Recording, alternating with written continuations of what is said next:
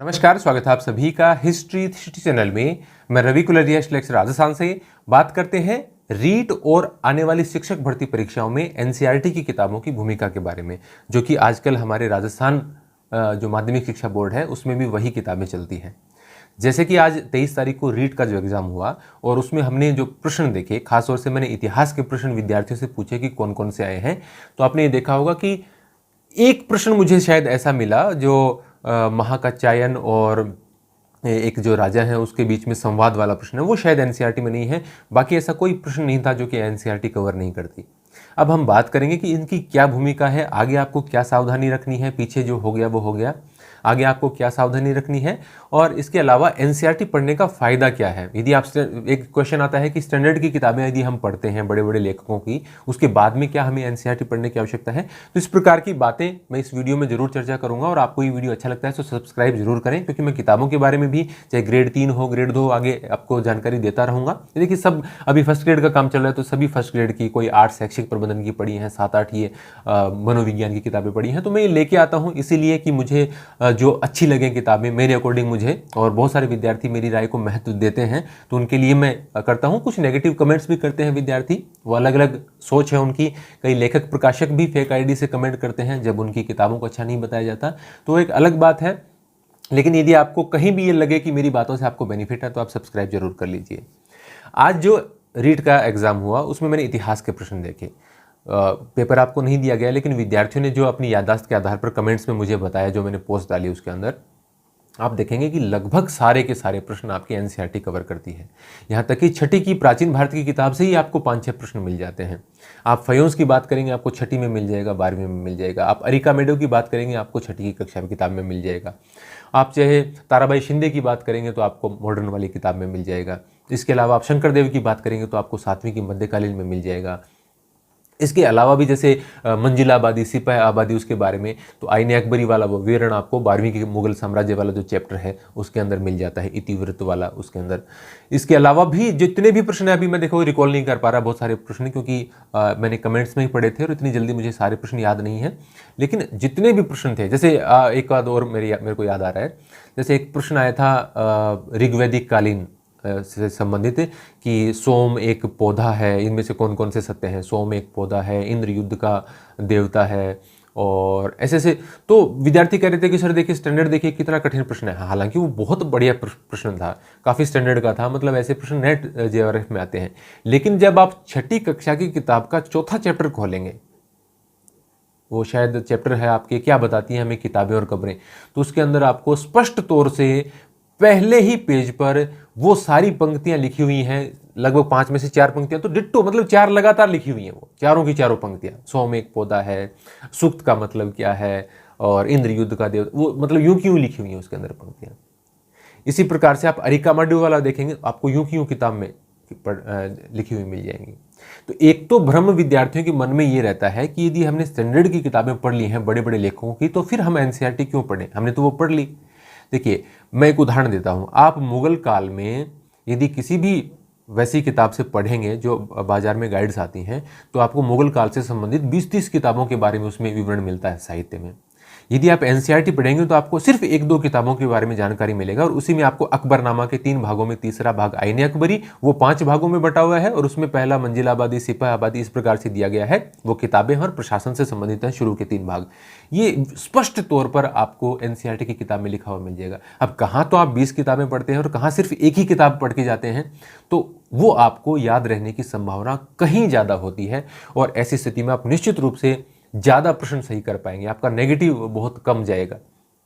तो ये बहुत इंपॉर्टेंट है एनसीईआरटी को पढ़ना। मैं फिर जोर दे रहा हूं, जब रीट का सिलेबस जारी हुआ था, ग्रेड 3 के सिलेबस की जो आउटलाइन जारी हुई थी, सेकंड ग्रेड का सिलेबस जारी हुआ, मैंने हर बार ये मतलब जोर देकर आपको कहा कि आप एनसीईआरटी बिल्कुल भी मत मिस करना। आप पुरानी राजस्थान बोर्ड की किताबों को भले भूल जाएं, उठा के उनमें से आपको कोई प्रश्न नहीं देगा। आप मेरे वीडियो देख लीजिए, मैंने 2 वीडियो ये बनाए कि एनसीईआरटी या आरबीएससी। आरबीएससी का मतलब ये था कि जो पुरानी राजस्थान बोर्ड की किताबें हैं 2019 से पहले वाली, उसमें मैंने कहा था कि आप भले ही राजस्थान बोर्ड की किताबों को मिस कर दें, लेकिन आप एनसीईआरटी की जो किताबें अब राजस्थान में चल रही हैं उन किताबों को बिल्कुल भी मिस नहीं करना, क्योंकि प्रश्न जब उठाए जाएंगे तो इनमें से डायरेक्ट उठाए जाएंगे। और आज आपने देखा कि एकदम यूं के यूं आपके कथन उसमें से आएंगे। आपको श्वेनसांग वाला यूं का यूं आपका प्रश्न उसमें से उठा लिया गया है। जितने में एक प्रश्न मैं कह रहा हूं ना, मुझे एक इतिहास का प्रश्न ऐसा दिखा कि वो मुझे एनसीईआरटी में कहीं मेरे को याद नहीं आ रहा, क्योंकि मुझे ढूंढने की जरूरत नहीं थी, वो मैंने स्क्रीनशॉट सिर्फ आपको दिखाने के लिए बनाया। मैं तो नोट्स फर्स्ट ग्रेड के लिए दे रहा था, और फर्स्ट ग्रेड के अभ्यर्थियों को देखिए, एक आपके मन में शंका रहती है कि छठी की किताब हम क्यों पढ़े, ग्रेड 2 के लिए, ग्रेड 3 के लिए आप तो बहुत बड़ी बड़ी भर्तियां मानते हो इनको, और छठी की किताब आपको ये तो बच्चों का खेल है। मैं ये बता रहा हूं कि जैसे प्राचीन भारत आपको छठी में मिलेगा, सिर्फ उसके बाद में जाके मिलेगा 12वीं की पहली किताब में। उसमें 4 चैप्टर हैं। पहला हड़प्पा सभ्यता का है, ईंटें मन की अस्थियां। दूसरा चैप्टर है राजा, किसान और नगर, जिसमें आपको अशोक के बारे में, थोड़ी समुद्र के गुप्त के बारे में, कनिष्क के बारे में, कुछ एक वंशों के बारे में थोड़ी थोड़ी जानकारी है। तीसरा आपको बंधुत्व, जाति और वर्ग मिलता है। उसके अंदर आपको महाभारत से संबंधित और जाति प्रथा से संबंधित और वो एक दो कहानियां वगैरह दी गई हैं, तो उसमें बहुत ज़्यादा मैटर है नहीं काम का। चौथे चैप्टर में बौद्ध धर्म का थोड़ा ठीक मैटर दिया गया है। मतलब सिर्फ 4 चैप्टर, और कोई मतलब प्राचीन में कितने टॉपिक्स हैं और उसमें से वो सिर्फ कुछ एक टॉपिक्स को कवर करती है। छठी कक्षा की आप प्राचीन भारत की किताब देखेंगे तो आपको कहीं ज़्यादा जानकारी मिलेगी 12वीं की तुलना में। इसी प्रकार से आप 7वीं की मध्यकालीन भारत की किताब देखेंगे तो आपको बहुत सारे ऐसे फैक्ट्स मिलेंगे जो आपकी 12वीं में बिल्कुल भी कवर नहीं होंगे। तो मैं कह रहा हूं कि आप चाहे फर्स्ट ग्रेड की तैयारी कर रहे हो, सेकंड ग्रेड की कर रहे हो या ग्रेड 3 की कर रहे हो, आप शुरुआत छठी कक्षा की किताब से करें। एक मैंने स्पेशल आपको वीडियो बना के बताया था कि सार संग्रह के चक्कर में न आए। अभी हो सकता है कोई ऐसा सार संग्रह आ जाए जो कि एनसीईआरटी को अच्छे से कवर करता हो, तो निश्चित रूप से मैं आपको बताऊंगा, क्योंकि चैनल पे किताबों की हेल्प तो निश्चित रूप से की ही जाती है। जैसे आप मैं यहाँ पर मैंने शैक्षिक प्रबंधन की फर्स्ट ग्रेड की 8 किताबें रख रखी हैं। यहाँ पर आपको साइकोलॉजी से संबंधित फर्स्ट ग्रेड की 7-8 लेखकों की किताबें मिल जाएंगी। ये क्यों रखी हुई हैं? ताकि मैं इनमें से 2-3 किताबें ऐसी ढूंढ पाऊँ जो कि ज़्यादा बेटर हो सकती हैं, कम समय में बढ़िया दिन से तैयारी हो सकती है।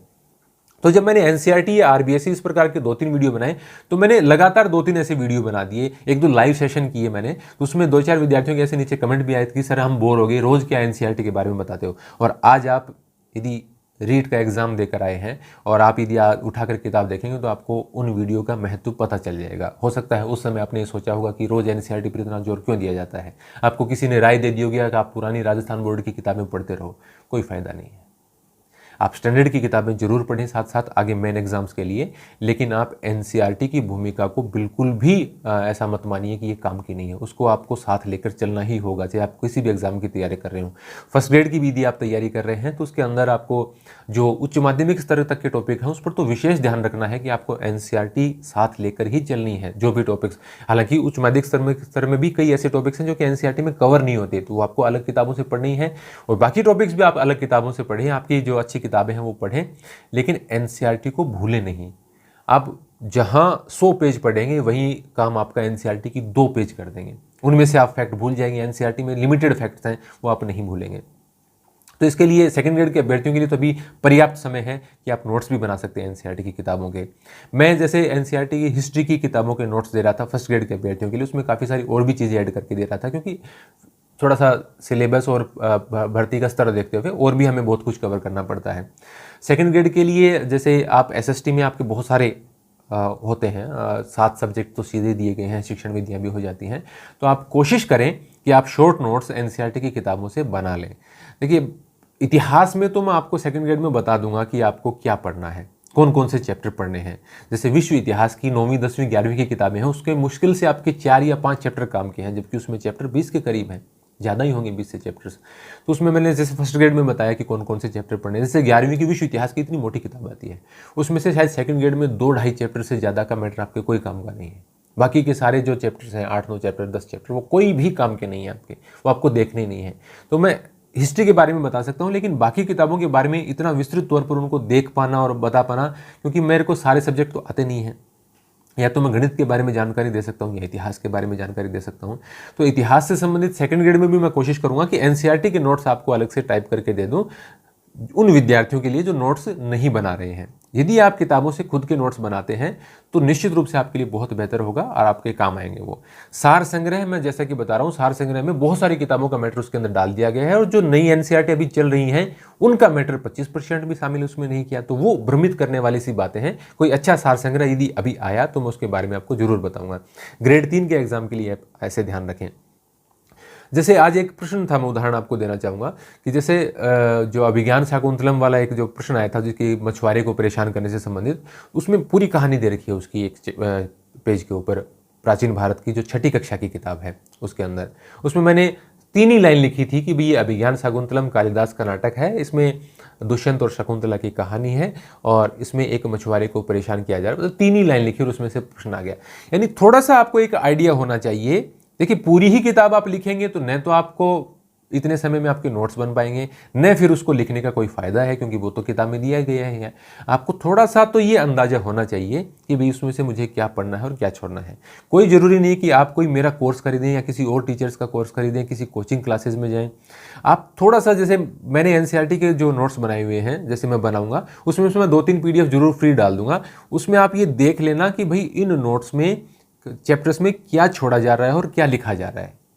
ये अनुभव की बात है और मैं पिछले 11 सालों से सरकारी सेवा में हूँ, शिक्षक हूँ, तो मुझे थोड़ा सा अनुभव है और मैं प्रतियोगी परीक्षाओं के बारे में गाइडेंस देता रहता हूँ। तो थोड़ा सा अनुभव की आप बात मान सकते हैं। बाकी कोई मैं स्वर्ग से उतरा हुआ तो हूँ नहीं कि आसमान से आया हूँ और मुझे कोई देववाणी होती है उसके बारे में बता देता हूँ। लेकिन थोड़ा सा अनुभव की बात होती है और वो आप विशेष तौर से ध्यान रखें। आप खुद भी नोट्स बनाएं तो बहुत अच्छा होगा यदि आप नोट्स बनाते हैं, लेकिन आप ध्यान रखें कि आप क्या शामिल कर रहे हैं और क्या छोड़ रहे हैं। जैसे कि आज कुछ ऐसे प्रश्न थे, यदि नोट्स बनाएंगे तो भी आप ये आपके कहीं ना कहीं 1-2 प्रश्न मिस होने की, 1-2 ही मिस होने की संभावना है। ऐसा नहीं है कि नोट्स बनाए हैं और उसको फायदा नहीं हुआ है। आज जो एनसीईआरटी पढ़ के गया है निश्चित रूप से उसके दूसरे विद्यार्थियों से ज़्यादा नंबर आएंगे, भले ही उन्होंने किसी भी विद्वान आदमी की किताब पढ़ ली हो। और आज क्योंकि आज प्रश्न ही सारे एनसीईआरटी से आए हैं, तो आप विशेष तौर से ध्यान रखें एनसीईआरटी का। इसी प्रकार से जैसे करंट अफेयर्स हैं और भी हैं, आप ध्यान रखें मैटर बहुत अधिक नहीं हो और आप थोड़ा सा समझदारीपूर्ण तरीके से शॉर्ट में अपनी बातें पढ़ते जाएं। करंट अफेयर्स का भी हमारा 2nd ग्रेड और ग्रेड 3 के लिए राजस्थान आती है, उसमें आएगी, तो वो भी मैं बना रहा हूँ। अब देखिए कुछ विद्यार्थी यहाँ पर ये भी कमेंट करने वाले हो सकते हैं कि सर आप तो चार्ज करते हैं। अब देखो किसी कोर्स के मैं 200 रुपये चार्ज करता हूँ, किसी कोर्स के 300 रुपये चार्ज करता हूँ, जिसमें मैं नोट्स भी देता हूँ, टेस्ट भी लेता हूँ। अभी देखिए वीडियो बना रहा हूँ मैं, 1 बजा है रात का। इसके बाद में मैं नीरज पांडे की 2 किताबें हैं, प्राचीन भारतीय इतिहास की, एक पहले वाला एडिशन और एक 2nd एडिशन, उसका मैं तुलनात्मक रिव्यू बनाऊंगा, क्योंकि मैं आज पूरे दिन से इन किताबों को चेक कर रहा था। तो रातों रात तक मैं, मतलब देर रात तक, सुबह तक हमेशा काम करता हूँ। और उसके बाद में मैं ये सोचूं कि मुझे 1 भी रुपया नहीं चाहिए, तो आपको ये बात बुरी लगती है तो मेरे पास इसका कोई इलाज नहीं है। आप यहाँ देखिए पीछे किताबें, यहाँ साइड में रखी हुई किताबें, हर भर्ती परीक्षा से मैं हज़ारों रुपए की किताबें खरीदता हूँ, देर रात तक जगता हूँ, टेस्ट सीरीज जैसे हिस्ट्री की चल रही है वो बना रहा हूँ, करंट के नोट्स बनाता हूँ, सभी प्रकार की 2-3 अखबार पढ़ता हूँ मैं, इसके राजस्थान पत्रिका, दैनिक भास्कर, दोनों में से मैं टॉपिक छांटता हूँ। फिर उसके बाद में करंट अफेयर्स की मैगजीन आती हैं वो भी मैं पढ़ता हूँ। इसके अलावा वेबसाइट भी चेक करता रहता हूँ, रोजाना सूजेस का अपडेट लेता हूँ। और उसके बाद में मुझे जो लगता है उसका हर 2-3 दिन से मैं अपडेट भेजता हूँ ऐप के ऊपर कि क्या क्या इंपॉर्टेंट आया है। फिर हर महीने की मैं PDF डालता हूँ, फिर उसके बाद में टेस्ट लेने स्टार्ट करूंगा। तो जब इतना काम का यदि मैं किसी से 200 रुपये चार्ज करता हूँ और वो किसी को ज़्यादा लगता है, यदि आपको कोई परेशानी है तो आप मुझे कहीं कमेंट में लिखने की आवश्यकता नहीं है, आप मेरे को ऐप पे आके पर्सनली मैसेज करें। आप वो भले ही वो कोर्स फ्री ले लें, मुझे कोई दिक्कत नहीं है। लेकिन आपको ये लगता है कि 200 रुपये हमारे लिए ज़्यादा नहीं है तो आप वैसे कोर्स खरीद सकते हैं। यदि आपको लगता है कि आप किताबों की बजाय और नोट्स पढ़ना पसंद करते हैं तो आप निश्चित रूप से वो ले सकते हैं, नहीं कोई बाध्यता नहीं है। आप चैनल को सब्सक्राइब करें, मैं किताबों के बारे में जानकारी देता हूं तो इसका कोई चार्ज तो है नहीं, एक सीधा वीडियो डालता हूं। मैं ये बताता हूं कि एनसीईआरटी में से क्या पढ़ना है क्या नहीं पढ़ना है, करंट अफेयर में क्या पढ़ना है क्या नहीं पढ़ना है, वो तो फ्री वीडियो है। 12th की पूरी एनसीईआरटी मैंने पूरे की पूरी फ्री पढ़ा रखी है। बहुत सारे 12वीं के विद्यार्थी उससे तैयारी करते हैं, उसका मैं कोई चार्ज नहीं लेता। तो बहुत सारा फ्री कंटेंट भी है, कुछ चार्जेबल चार्ज भी लेता हूं मैं कंटेंट का जो हमारी एप्लीकेशन पर चलता है। ये जरूरी है मेरे लिए कि मैं इस चैनल को लंबा ले चलूँ, आगे तक और बढ़ाते जाऊँ और मैं ज़्यादा हेल्प कर पाऊँ। उसके लिए मुझे कुछ अर्न करने की भी आवश्यकता होती है। तो एनसीईआरटी से संबंधित हमारा वीडियो था, ये आपको अच्छा लगा है तो आप लाइक ज़रूर करें, कमेंट ज़रूर करें और हमारी एप्लीकेशन हिस्ट्री 360 को प्ले स्टोर से डाउनलोड कर सकते हैं। लेकिन आप भले ही और कुछ भी न करें, लेकिन आपके जो सिलेबस के टॉपिक हैं और जो एनसीईआरटी में वैसे टॉपिक्स दे रखे हैं उनके आप शॉर्ट में नोट्स वगैरह बना के या किताब में ही आप हाईलाइट वगैरह करके उनको पढ़ें ज़रूर। आपको डेफिनेटली बहुत ज़्यादा बेनिफिट होगा और ये ऐसा रीट में हो चुका है। धन्यवाद।